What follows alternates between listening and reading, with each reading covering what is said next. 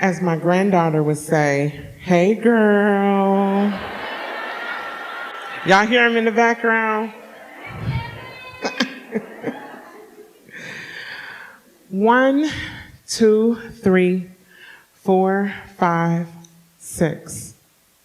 My 6 girls. Yes, I have 6 children.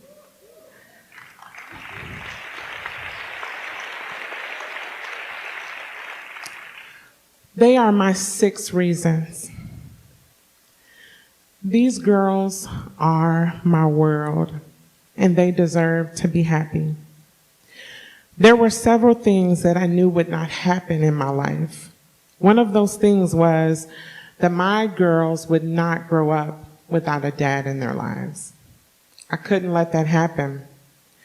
I grew up in a single-parent home with my mother, and I had the best grandmother on the planet. But I was the only child in my house that did not have a father who was present. And I promised that things would be very different for my girls. I don't remember having much of a childhood. I didn't do kid things. My innocence was stolen at a very young age, and I was left with many people to blame. Who was supposed to protect me? Why don't I have the things I want and need? Why didn't I have a better life? Why didn't I think I was beautiful or smart or worthy of love? I blame my mother and all of her addictions. I blame the men who took advantage of me. I had a list of people to blame, and finally I decided it was my father's fault. And there was no way I was going to let that happen to my girls. So when I became pregnant at the age of 12 years old, I knew my daughter would grow up with a father. When I was raped at the age of 16, it didn't matter how it happened. I knew that my second child would not grow up without a father. I visualized it, I dreamed about it, I fantasized about this knight in shining armor who would sweep me off my feet and be this man that my children could call dad. So I got married, y'all. And soon I had 1, 2, 3, 4, 5, 6 reasons to stay. I thought, this is it. Yes, I have a man that my babies can call dad. I was finally giving my children something I never had. Do you know the emotional consequences Black girls experience when they grow up without a father? How it affects the women they become? 43% of Black children live in single-parent homes. No, I will not let that be my children. They are my 6 reasons.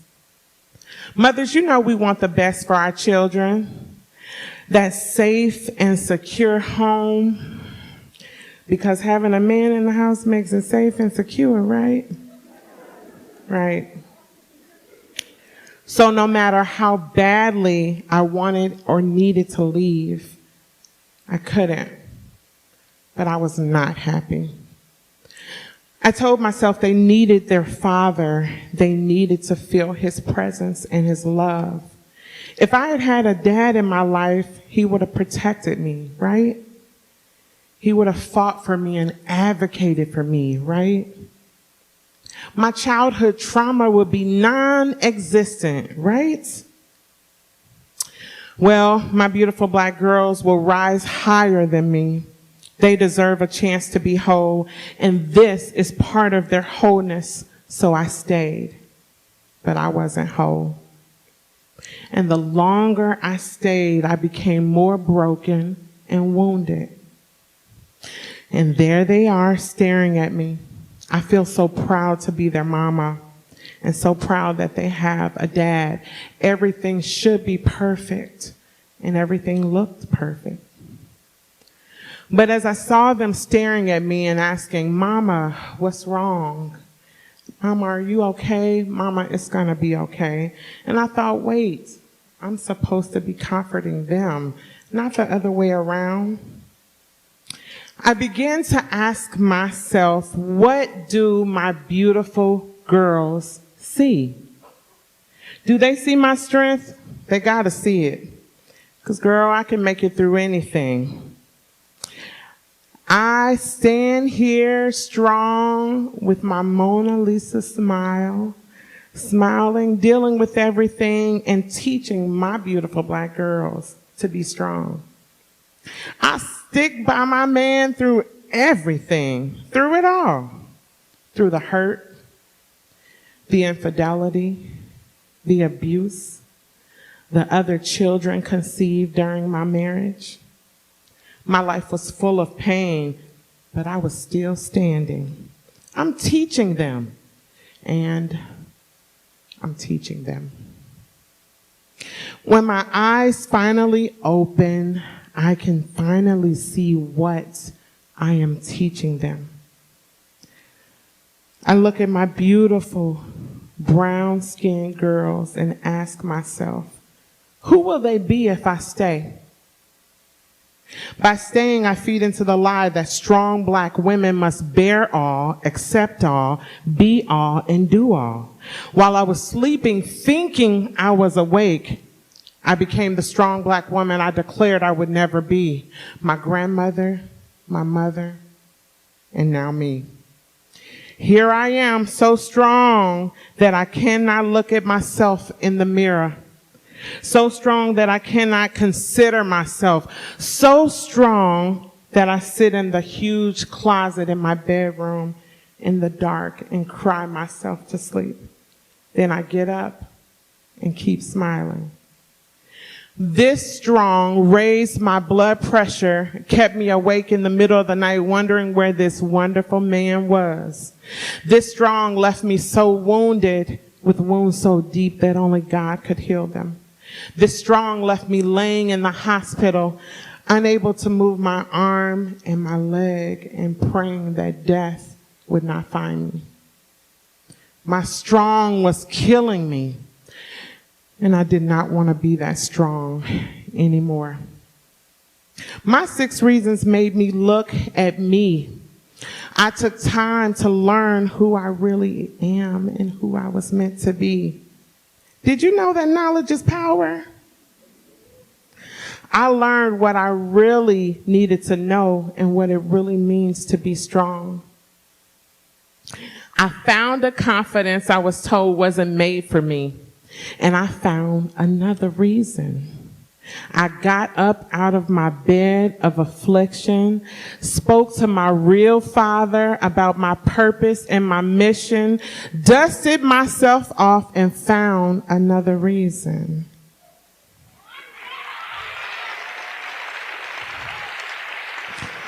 One, 2, 3, 4, 5, 6, 7. Now I had 7 reasons. I learned that I don't have to feed into the stereotypes that have plagued my family for centuries. They are so powerful that black women believe them. People around us feed into them. We breathe them.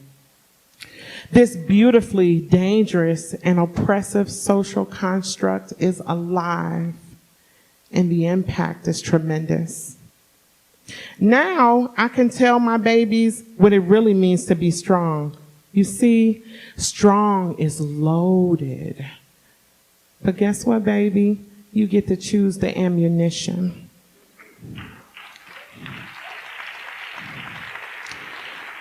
If you keep this negative energy on the menu, the generational cycle will continue in you. I found my real strength, and I know how strong I really am. And I will spend the rest of my life teaching women and girls about their strength. Hashtag the well experience. Just saying.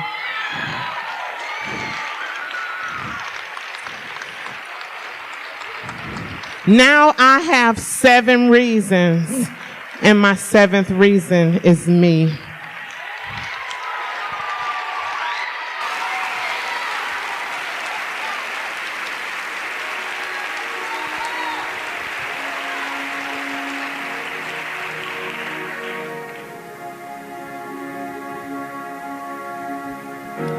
Lost touch with my soul.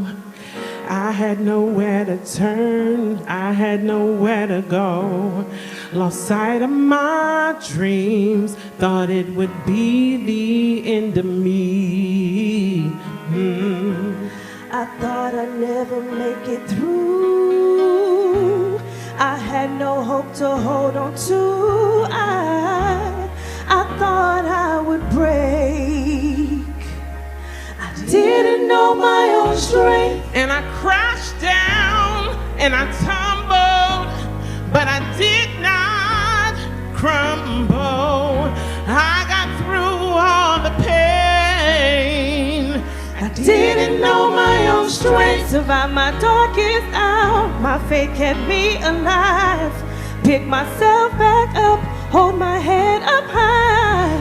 I was not built to break. I didn't know my own strength. Found hope in my heart. I found the light to light my way out of the dark. Found all that I need here inside of me. Here inside of me. I thought I'd never find my way. I thought I'd never lift that weight. I thought I would break. I didn't know my own strength. And I crashed down and I tumbled, but I did not crumble. I was not built to break. I didn't know my own strength. Survived my darkest hour. My faith kept me alive. Picked myself back up, held my head up high. I was not built to break. I didn't know my own strength. There were so many times I didn't think I'd get through the night. I thought I took all that I could take. I didn't know my own strength.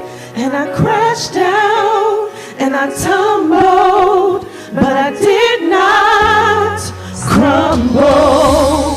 I got through all the pain. I didn't know my own strength. Survived my darkest hour. My faith kept me alive. Picked myself back up, held my head up high. I was not built to break. I didn't know my own strength.